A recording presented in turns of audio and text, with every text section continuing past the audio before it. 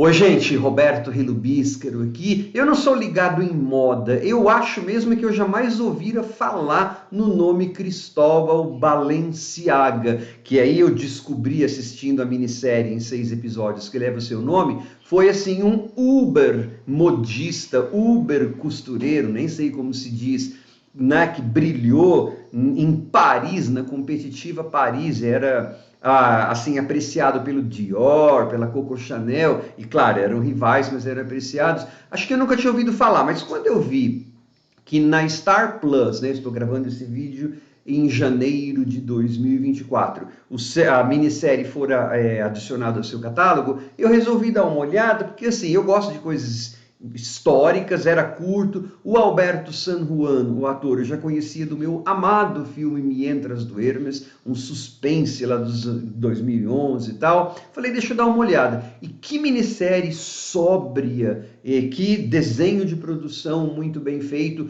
que atuação desse ator, né, do Alberto San Juan, uma grande trilha sonora assim, incidental, que não se mete na história, ela pontua onde ela tem que pontuar, mas ela não se mete na história, e é uma história que tem que ser contida, porque esse cara não gostava de ser fotografado, ele foi uma pessoa muito reservada, e com um grande, assim, uma personalidade muito grande, controladora, e há razões para isso, não só psicológicas, como também razões históricas, né? Só que antes de continuar, eu gostaria de convidá-los a se inscreverem no canal Robertano, curtir os vídeos, compartilhá-los, agradeço bastante. É preciso entender, né, que a Espanha, durante muito tempo, não foi realmente considerada Europa.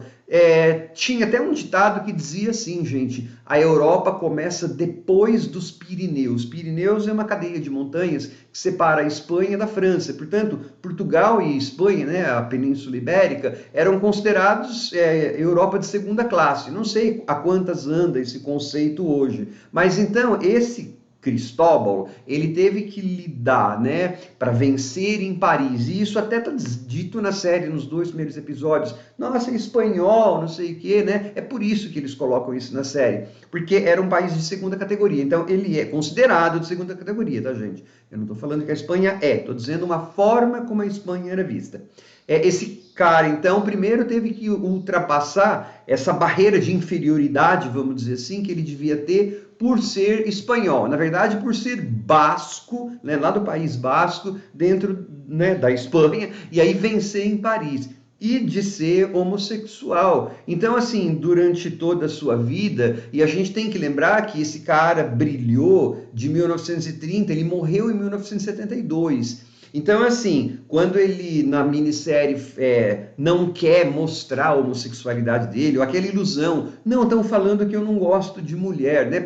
A gente vê hoje, em 2024, fala que ilusão, todo mundo sabe, devia saber que você não gosta de mulher, mas assim, para ele, isso era um sinal de perigo e de inferioridade. Então ele tinha essa coisa, e ele era de uma família pobre, pai pescador, tal. Então ele tinha vários problemas, vamos dizer assim, né, socialmente impostos, claro, de nacionalidade, de orientação sexual, de origem econômica, que provavelmente contribuíram para que ele desenvolvesse uma personalidade muito controladora. Então é essa personagem que a gente vai tentar conhecer durante 30 anos de sua trajetória, precisamente quando ele chegou em Paris até a sua morte. Dramaturgicamente, eles usam um estratagema que é bem batido, mas ele permite bastante mobilidade na narrativa. Então começa em 1971, tá, acho que no velório lá, funeral da Coco Chanel, uma jornalista inglesa que vai entrevistar o Cristóbal Balenciaga, tá? Então o que acontece? Dramaturgicamente a série fica livre para poder pular anos. É em forma cronológica, mas ela vai... primeiro episódio, ele vencendo, tentando vencer lá em Paris, primeiro desfile. Depois a ocupação nazista em Paris, e aí ele foi colaboracionista ou não, e a minissérie, nunca ela dá uma resposta simples, porque pessoas não dão respostas simples, nós não temos respostas simples, né? Não existe assim o ser humano, nossa, ele é tão simples, não tem, todo mundo é complexo. Então é ele mesmo, a personagem fala, quem viveu durante a guerra sabe o que acontece, quais são as relações, né? Se ele escolhesse não vender vestidos para os nazistas, o que poderia acontecer com ele? Que era homossexual, blá blá blá. Então a gente sempre tem que lembrar dessas coisas, né? Só que a minissérie não constrói um cara assim que dá aqueles escândalos de estrelismo, muito pelo contrário, ele é assim, autocentrado, discreto até, quase o nível da obsessão, né? A gente percebe obsessão em tudo ali, paranoia e tal, mas assim, sempre a gente tem uma explicação, pelo menos psicológica, né? Do porquê que essa personagem, do porquê que essa pessoa foi assim. É uma história fascinante mesmo. Eu gostei muito, uma ótima interpretação, né? O ator não fica gritando, tá tudo muito bem feito, tudo controlado, e a gente vai conhecendo, né, a história. Eu não sabia nada, nada, nada. O que eu achei falta?